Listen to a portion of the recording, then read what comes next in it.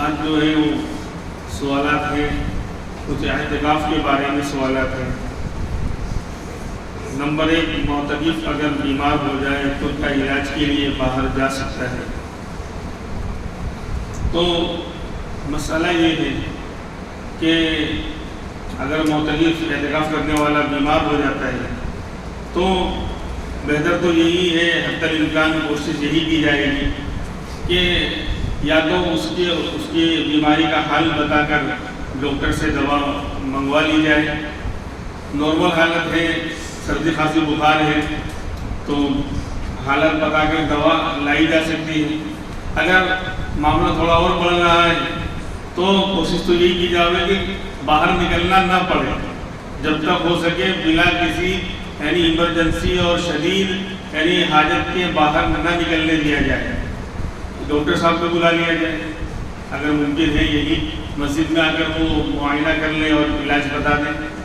ہاں لیکن اگر ایسی مجبوری آ جائے کہ نہیں یہ ممکن ہی نہیں ہے، نہ حالات بتا کر دوا لا سکتے ہیں، نہ ڈاکٹر صاحب آ سکتے ہیں، بلکہ مریض کی کنڈیشن ایسی ہے کہ اس کو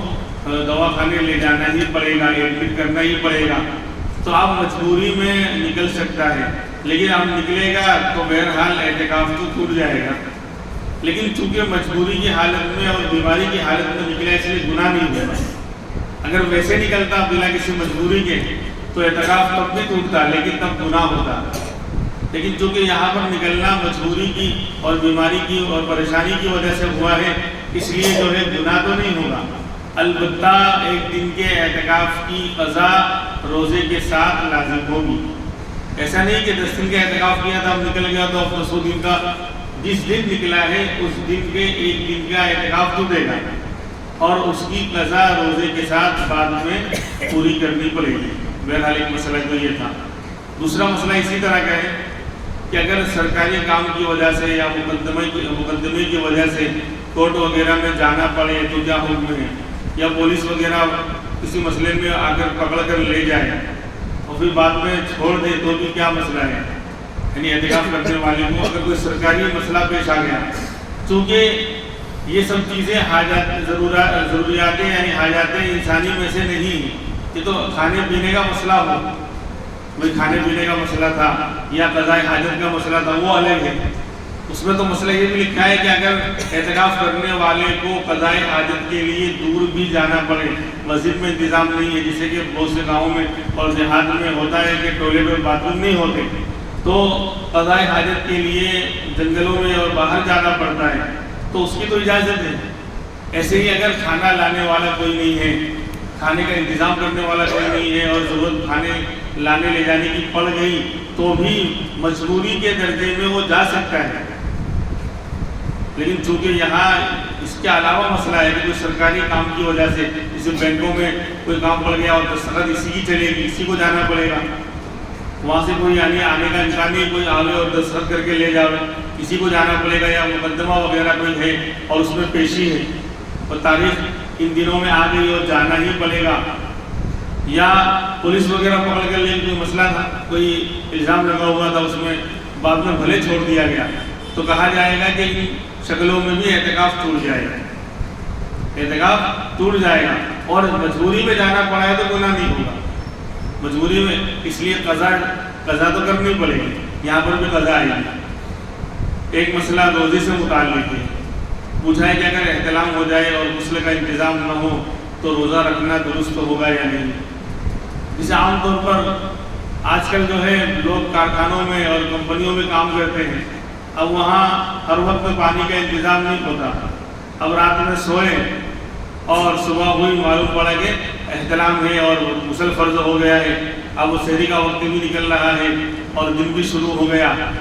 تو کیا احتلام کی حالت میں اس طرح روزہ شروع کرنا درست ہوگا یا نہیں؟ تو جواب یہ ہے کہ درست ہے۔ جب صبح صادق تک کھانے پینے اور خواہشات کو پورا کرنے کا اللہ نے حکم دیا ہے اور اجازت دی ہے،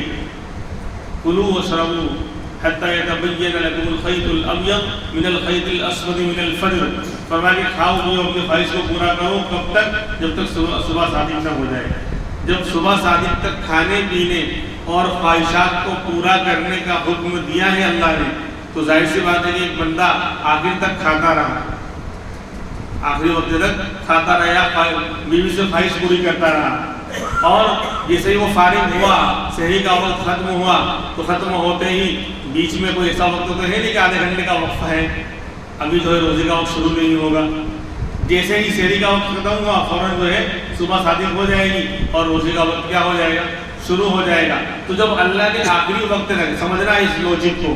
جب اللہ نے آخری وقت تک کھانے پینے اور خواہشات کا حکم دیا ہے تو یقیناً جو بندہ آخری وقت تک کھائے گا یا اپنی خواہشات کو پورا کرے گا اور بیوی سے صحبت کرے گا، غسل فرض ہوگا، تو جیسے ہی فارغ ہوگا فوراً کیا ہو جائے گا،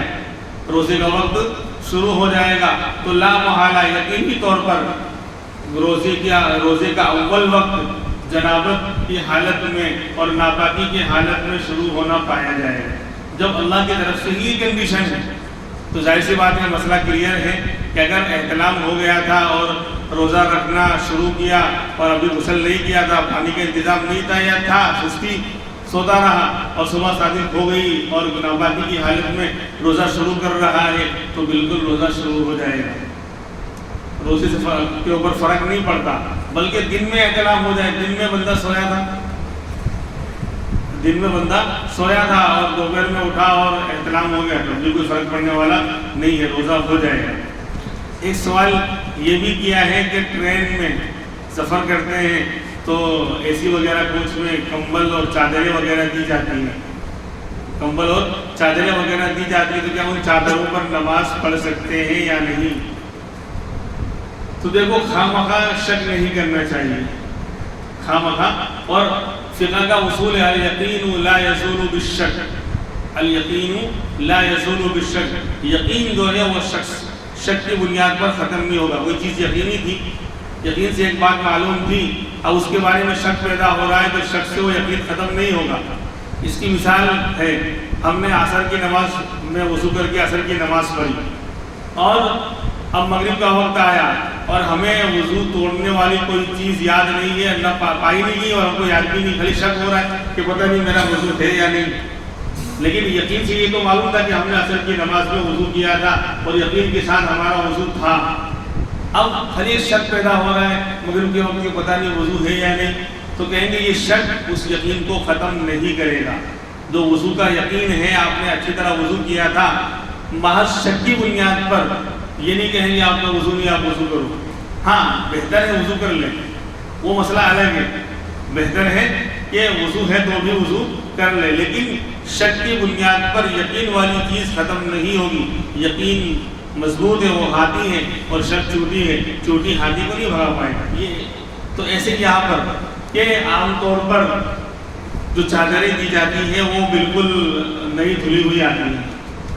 نئی اور دھلی ہوئی آتی ہے، اور خواہ آپ شک کیا جائے کہ اس کے اندر جو ہے پتہ نہیں کیسے پانی سے دھویا گیا ہے اور پتہ نہیں پاک ہے کہ ناپاک ہے، خواہ کا شک یہ نہیں کرنا چاہیے۔ جیسے ہم یہ بولے دیوار گر جائے تو میں مر جاؤں گا، تو کوئی امکان تو ہے نہیں دیوار گر سکتی ہے، لیکن خواہ کا شک ہے۔ ابھی تو قیام میں ہاں کوئی دیوار رکوع میں آ چکی ہے، کوئی دیوار رکوع میں آ چکی ہے تو سجدہ کرنے میں ٹائم نہیں لگے گا، وہاں تو آپ کا شک مضبوط ہوگا کہ دیوار جھک رہی ہے، پہلے سے کمزور ہے، پرانی ہے اور پہلے سے رکوع میں آ چکی ہے، تو آپ وہاں پر آپ شک کریں تو یہ شک یہاں پر مضبوط ہے، کیونکہ دیوار کی کنڈیشن بتا رہی ہے کہ گر سکتی ہے، تو یہاں پر شک کرنا یہ تو مناسب ہے، لیکن یہ دیوار گر جائے گی تو میں مر جاؤں گا تو آپ بحث کریں گے نہیں، بولے یہ ہے نا احتمال تو ہے نا، ہو سکتا ہے کہ نہیں ہو سکتا ہے، ہر چیز ممکن ہے، تو یہ احتمال اور شک خواہ کا ہے۔ جب کوئی حالات ایسے نہیں بتا رہے کہ دیوار گرے گی، خواہ شک کر رہے، تو ایسے ہی عام طور پر وہ دھلی ہوئی آتی ہیں اور باقاعدہ پیپر کے اندر وہ رکھی جاتی ہے، تو اس میں خواہ شک نہیں کرنا چاہیے۔ الیقین لا یزول بالشک، اس لیے اگر اس پر نماز پڑھنا پڑ جائے تو کوئی حرج نہیں ہے۔ اگر آپ بہت زیادہ ماشاء اللہ جنید بغدادی کے چھوٹے بھائی ہیں اور تقویٰ اور طہارت کے بڑے علم بردار ہیں، تو تقویٰ الگ ہے، فتویٰ الگ ہے۔ آپ یہاں مسائل کی دنیا میں آپ فتویٰ پوچھ رہے ہیں تو فتویٰ تو ہی دیا جائے گا کہ خواہ شک نہیں،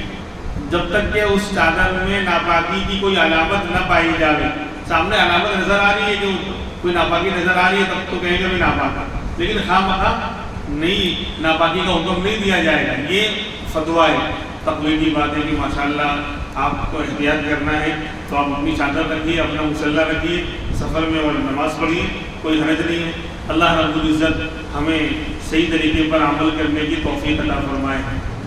باقی باتیں تو انشاءاللہ آئندہ کروں گی۔ سبحان اللہ